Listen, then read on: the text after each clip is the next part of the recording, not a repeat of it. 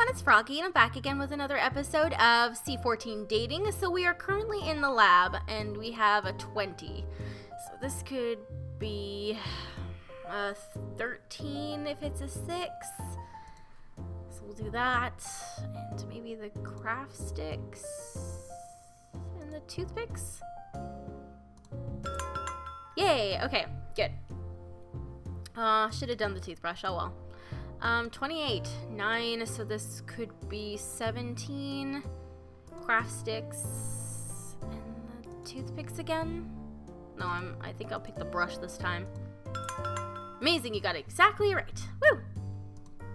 I'm doing better now. So, okay, so this could be 17. So I pick just the brush, I think. 2 points off. Okay, that's good. I could have picked the craft sticks and it would have been fine, but I was too nervous. 9, 17 maybe. Craft sticks. 1 point off. Okay, that's good. Okay, so this could be 13. So we'll just pick the brush. 3 points away. You did an amazing job today. Yay! Okay, I'm doing better. I'm getting there with the lab. Oldowin Industry. Cool. Can't we at least open a window? The fumes are giving me a headache. Hendrik sighed but stood up. After a loud screech, the window flew open and we were greeted with a gust of wind. My arms huddled close to my body. Cold. Here we go. He left the window ajar, although it amplified the noise of the rain splattering against the foliage and pavement. At least the sour smell of nail polish was not as strong. I could see why lab work was preferably done outside. It felt cramped, cooped up on the second floor. The earthy smell of the remains and their repulsive coating wafted across the room as well. Hen, come here. Rosemarie cursed and glanced up from her laptop from the other side of the room. There was a projector hooked up, and she jammed a flash drive into the USB port. The white screen was already down and everything was running. She was preparing a slideshow presentation, but needed assistance. I glanced down at the millionth cave bear phalanx and delicately swept off the dirt with a toothbrush. Cave bear finger bones sure reminded me of human ones, besides the obvious size difference. To my left, DeAndre groaned as he dipped the nib pen back into the bottle. This is impossible. How do you write so tiny? And how is this a flake or whatever? It looks like any other stone. He showed the flint to me on his outstretched palm, and I studied it. See how the rock has this swelling at the end? It doesn't occur naturally. It looks like someone struck it. I guess. I don't see many rocks with ripples like this. See? The rock rolled off his angled palm. He tried to save it, but fumbled. I darted my hands out, slapping the rock between my fingers awkwardly right as his hand covered mine. We both froze and exchanged glances before we started laughing. If our movements didn't draw attention, we certainly did now. What are you two doing? We hastily removed our hands, none of us wanting to admit to Hendrik that we nearly dropped a rock. I was admiring her nails. I see. Don't mean to sound crusty, but it's probably best to save the beauty talk for later. Okay. We both returned to our tasks, and DeAndre leaned over, lowering his voice. Thanks for that.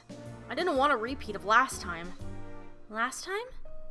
I dropped it. Never mind, it's not important. He placed the flint back on the table. I'd rather not mess up again, that's all. He trailed off, slumped back in his seat, and I decided to give him his space. few minutes later, Hendrik approached the table sheepishly, then tilted his chin toward the laptop that Rosemarie frantically typed on. Hendrik announced something in French, then delivered a translation as he glanced in my direction. Anyone fluent in computer? We can't seem to get the projector working. DeAndre and I exchanged glances, and he stood up to get a better view of the screen. He sat down promptly, looking apologetic. Sorry, mate.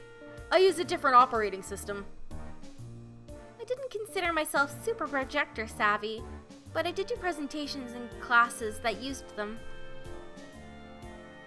Don't attempt to take a stab at it. Let's take a stab at it. I could take a look, I guess. I make no promises. I only have some experience. It's worth a shot. Rosemarie stepped out of the way as I leaned over her laptop.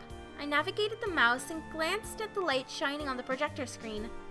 Everything seemed to be in working order, so...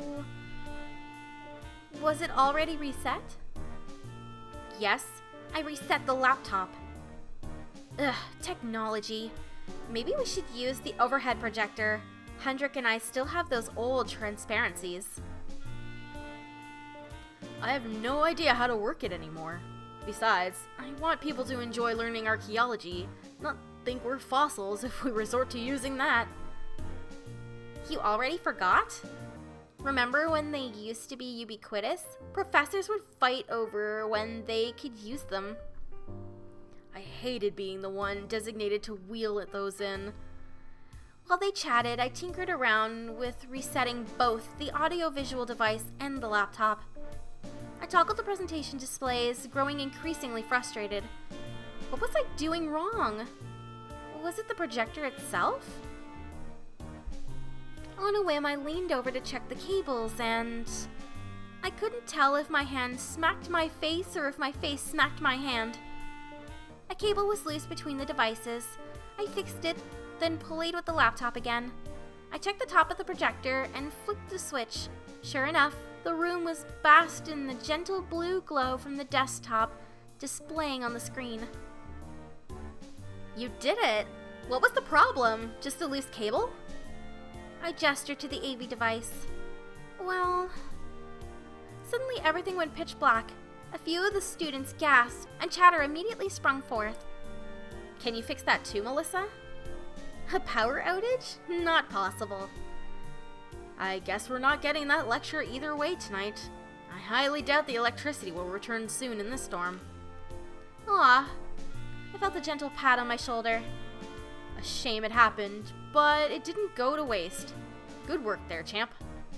Thanks. Since there was no point in continuing the lab work, we all decided to clean up. Hendrik and the others turned on some flashlights and phones for light as well.